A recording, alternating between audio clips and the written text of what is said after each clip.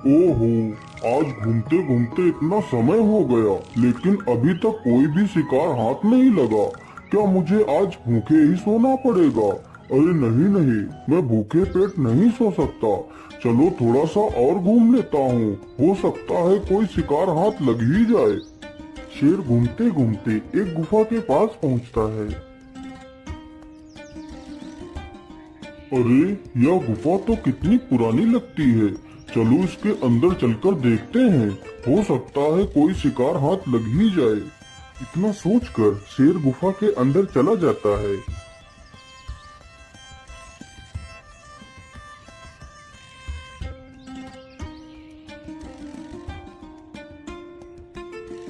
अरे बाप रे बाप, यहाँ पर तो कितना अंधेरा है।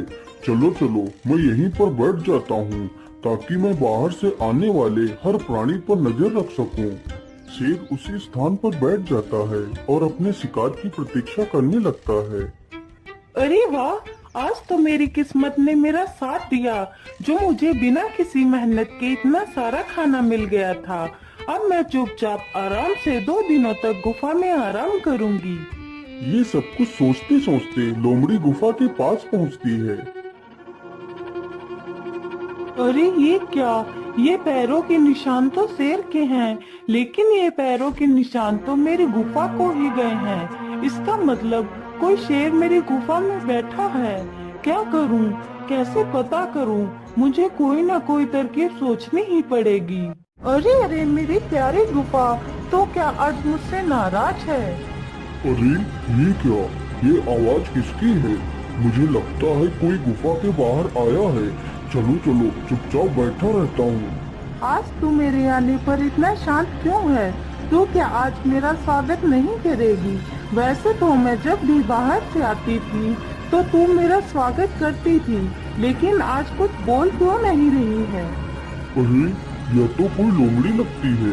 मुझे लगता है यह गुफा लोमड़ी के आने पर उसका स्वागत करती होगी, लेकिन आज मेरे डर की वजह से यह गुफा शांत है। देखो मेरी प्यारी गुफा, यदि तुम मेरा स्वागत कर मुझे अंदर नहीं बुलाओगी तो मैं दूसरी गुफा में चली जाऊंगी और फिर कभी तुम्हारे पास लौट कर नहीं आऊंगी। अरे अरे, ये क्या, यदि गुफा ने स्वागत नहीं किया तो लोमड़ी चली जाएगी। अरे नहीं, यदि लोमड़ी चली गई तो मैं भूखा ही मर जाऊंगा। क्यों ना मैं ही लोमड़ी का स्वागत कर उसे अंदर बुला लेता हूँ, फिर उसके नरम नरम मांस को आराम से बैठकर खाऊंगा। आइए आइए लोमड़ी बहन, तुम्हारा स्वागत है। मैं तुमसे नाराज नहीं हूँ। इतना सुनते ही लोमड़ी तुरंत वहाँ से भाग जाती है। अरे, इतना समय हो गया लेकिन लोमड़ी अंदर क्यों नहीं आई? कहीं उसे मेरी आवाज सुनकर उसे शक तो नहीं हो गया? ओहो, मुझे लगता है आज मेरे नसीब में खाना है ही नहीं। इतना सोचकर शेर मायूस होकर गुफा से बाहर चला जाता है। अरे पकड़ो पकड़ो, कोई इस चोर को पकड़ो। देखो आज चोर इधर भाग रहा है।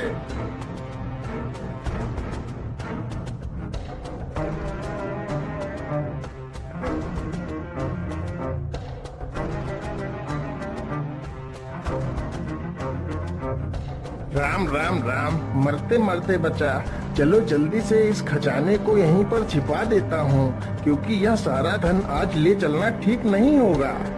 चोर जल्दी से खजाने की पोटली को पेड़ की खोल में छिपा देता है और जैसे ही पीछे मुड़कर देखता है। अरे शेर, अरे भागो।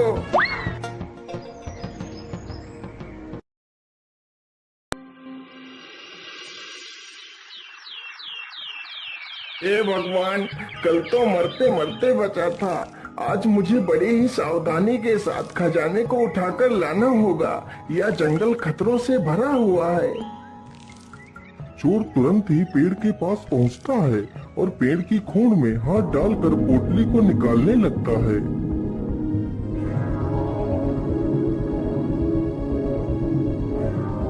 सांप, अरे बाप रे, मैं तो मर ही गया। चोर तुरंत ही वहां से भाग जाता है।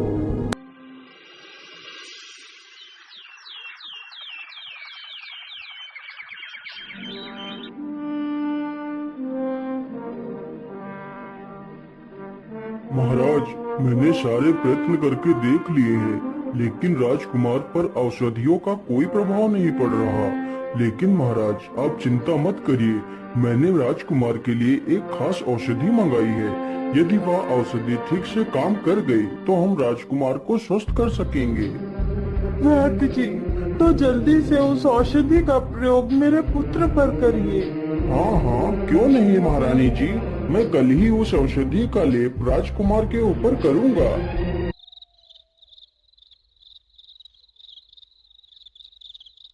अरे नहीं नहीं, मुझे नहीं लगता मेरी यह बीमारी मुझे ऐसे छोड़ेगी। मेरी वजह से मेरे माता पिता को भी कितने दुख उठाने पड़ रहे हैं। हे भगवान, अब मैं और दुख अपने माता पिता को नहीं देना चाहता। मैं ऐसा करता हूँ, आज रात को ही मैं इस राजमहल को छोड़कर चला जाता हूँ। जैसे ही आधी रात गुजरती है, राजकुमार चुपचाप उठता है और वहां से निकल पड़ता है। राजकुमार चलते चलते एक मानक राज्य में पहुंचता है। हे माता, मैं बहुत दूर से आया हूँ, कृपा कर मुझे कुछ खाने के लिए दे दीजिए।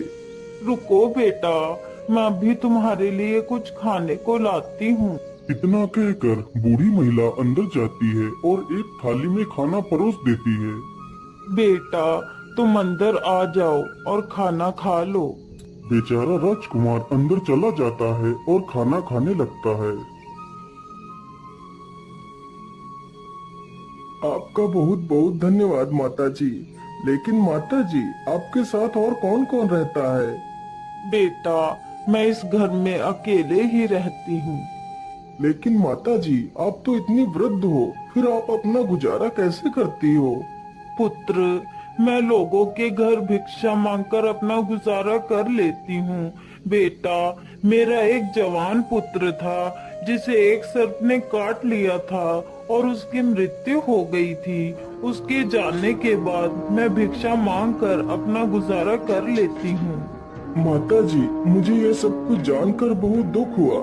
यदि आप बुरा न माने तो क्या मैं आपके साथ यहाँ पर रह सकता हूँ? हाँ हाँ, क्यों नहीं पुत्र, तुम भी तो मेरे पुत्र की तरह ही हो। तुम्हारा जब तक जी करे यहाँ पर रह सकते हो। तो ठीक है माता जी, अब आज से आपको भिक्षा मांगने की कोई आवश्यकता नहीं। मैं खुद मेहनत करूँगा और आपके लिए खाना लेकर आऊँगा।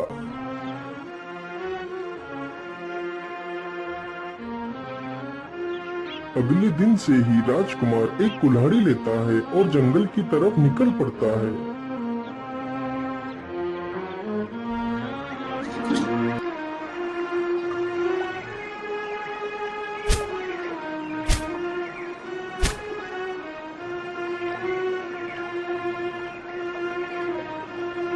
अब तो मैंने काफी लकड़ियां काट ली हैं। चलो जल्दी से इन लकड़ियों को लेकर बाजार चलता हूँ।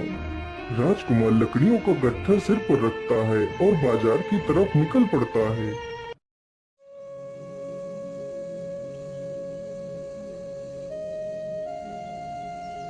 राजकुमार बाजार पहुंचकर लकड़ियां बेच देता है और खुशी खुशी उस बूढ़ी महिला के पास लौटता है। ये लीजिए माता, ये 10 मुद्राएं हैं। इन मुद्राओं से हमारा 2-3 दिन गुजारा आराम से हो जाएगा।